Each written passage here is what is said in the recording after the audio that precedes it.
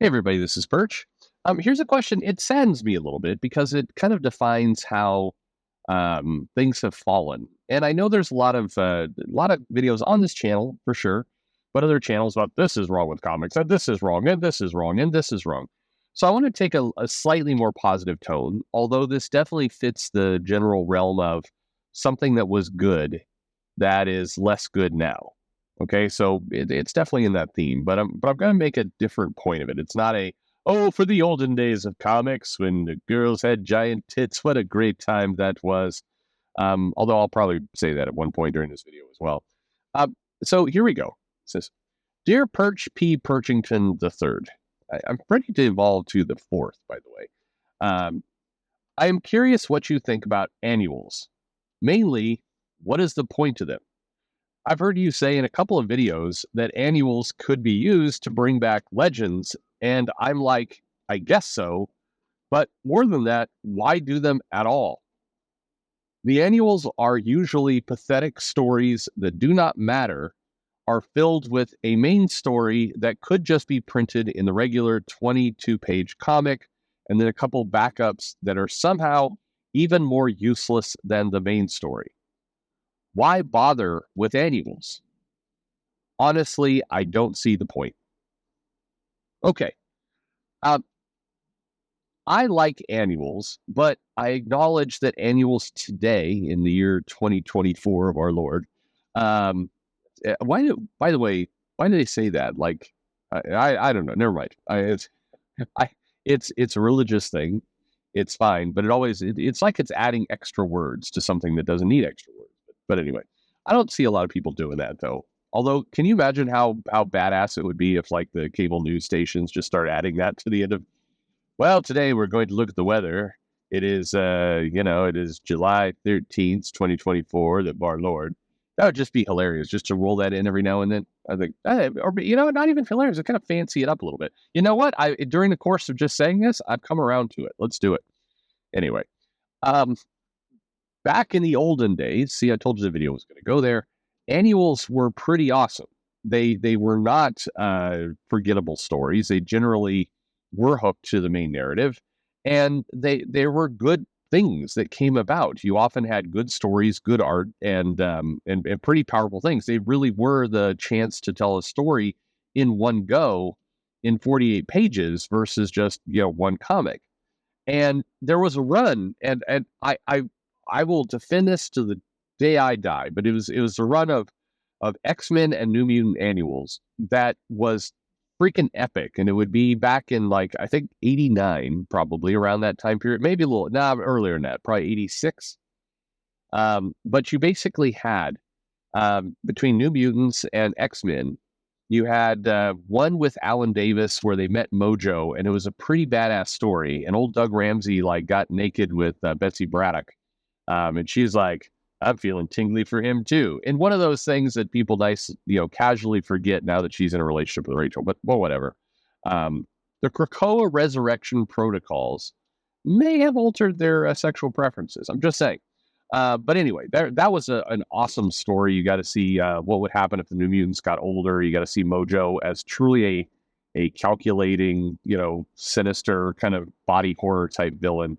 It was pretty cool. Then you had the X-Men and New Mutants crossover with an adventure in Asgard, where the characters got all kind of tied up in that, and there's some pretty amazing stuff happened there. You had a annual in there with the New Mutants and Impossible Man. That was, again, that one was by Alan Davis. The Asgardian one was by Art Adams. But the one with Alan Davis was it was a battle between Warlock and the Impossible Man. It was stupid fun, but it was fun. And then you had one of the best annuals of all time, where Wolverine and the X-Men were kind of trapped in this crystal, and you got to see kind of Wolverine's tortured kind of sense of self and everything else. And then you rolled into, they started to do crossovers, and you had the Evolutionary War, and you had Atlantis Attacks, and you had some pretty good runs there. But there was about a 4-year run of X-Men and New Mutant annuals where you had about six annuals in total that were just, go look them up. They're amazing. Some of the best comic stories right in that run.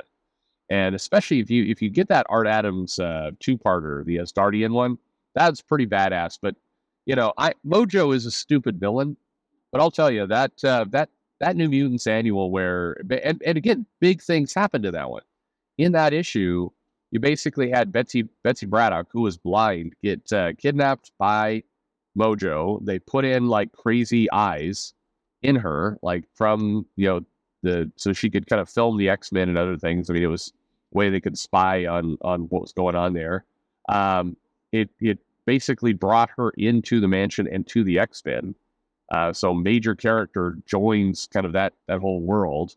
You had some pretty big plot development things happening with New Mutants where they were trying to find their place, and we got to see kind of how some of these characters are going to evolve, in particular like Cannonball and Danny, and then some also pretty major changes with Warlock and Doug. So I mean, there's some big things that happened in that issue. Alan Davis just illustrating it like a fucking beast in that comic. And so you had some really big things happening. The two-parter with the Asgard story, you had them kind of clear up the whole Karma situation after she'd been kind of twisted and owned by the Shadow King for a period of time. You had let's see, you had Danny get become a Valkyrie, and kind of that period. You have Storm kind of get tied up with Loki and Thor. You had, I mean, again, you just threw out the whole thing. You had some pretty big changes between Magic and Colossus. I mean, there were big plot developments that happened there that would get rolled through the comics, so they were must reads. They were beautifully illustrated. They were great stories, and they mattered. And yeah, they're big tits there too. They're lovingly rendered. I'm just saying. I think annuals, and that's just to the X-Men line of the side of the world. There were some great annuals in Thor, in Captain America. I was not the biggest fan of the Evolutionary War and Atlantis Attacks when they start crossing all of them over. I didn't feel like I don't know, it was kind of an event within an event. It was, I don't know, hit and miss. Some people really love them. If you're listening to this right now, I guarantee you some of you are like, wow, what the fuck? I love that thing.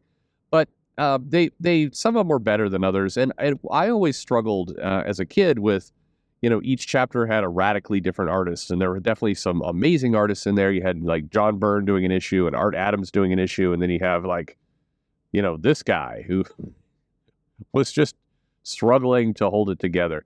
So I think that always bugged me a bit, but overall, these were great comics, and I would take it back in a heartbeat today. I think they've tried to do little things like that, like they're doing the, I think an Infinity Stone bullshit right now, but it's just not the same. They're the characters, you don't care about the characters. The art is consistently bad throughout. And it's like the letter writer said, it's like these stories don't matter. They just flatly do not matter. And it always seems like such a wasted opportunity because, if you have a run that a creator is doing, if you get editorial together, it's like, let's do a little event, but instead of, the same old garbage of, we're going to get an event, we're going to have to kind of shoehorn it into things, let's do it through the annuals, and maybe you back into it again. You go back to a connected storyline like the Evolutionary War did, and then you eventually get to kind of just the really good kind of keystone stories that you had just within the comic itself, which requires the creators to kind of, it also requires some money to be shelled out, quite frankly. But anyway, I'd love to see it come back because it can be a good money generator. It's absolutely a good way to get people interested in other comics. I mean, I knew friends of mine as a kid who were reading the X-Men, Uncanny X-Men, but were not reading New Mutants. And that two-parter wound up getting a bunch of people to get in and start reading New Mutants and got hooked on it. And so it was a great way to get people into more books. I just would love to see more effort in that direction. I think it is something that's atrophied. It's something that Marvel really doesn't seem to know what to do with. Once upon a time, the annuals were generally in the summer, so you had kind of as a summer event, but it was a more organic event, and it worked. So I don't take the value of the annual from what you see today. in the stores because it's a shadow of itself. It's just a half-assed reflection of what used to be. But there's some annuals that just I love. Okay, so that's mine. That kind of six comics in total. But go find them. I mean, whatever you do, if you do nothing else today based on my channel, go find these comics. If you are a manga fan and you're just not into a lot of Western comics or any of that kind of stuff, I want you to go find this two-parter, Art Adams, Chris Claremont as Guardian, Uncanny X-Men, New Mutants. I don't, is it Asgardian War? I don't think, maybe it's called that. Anyway, go find these two issues. A very brief Google search will do it for you. I should just do a review on this channel, those two issues. They are epic. But if you're a manga fan, you will notice a lot of similarities to probably what you like in manga. And I'm talking about more than just the nice tits. There's a really good, solid story there. There's some good plot development, a bunch of kind of crazy shit going on. And even if you have no familiarity with Asgard or, the various shenanigans there and the X-Men, the mutants, if you don't know who any of these characters are, give it a shot anyway, because chances are it'll work out for you. You'll be fine. You'll figure it out. And you test yourself a little bit. But what are yours? So what are the annuals you remember that you absolutely love and adore and would wish that, you could get more of? And what are those comics for you? What are the ones that really hit home? Let me know in the comments below your favorite annuals. Maybe we'll take a look at them on this channel. Why not? Anyway, thanks for listening.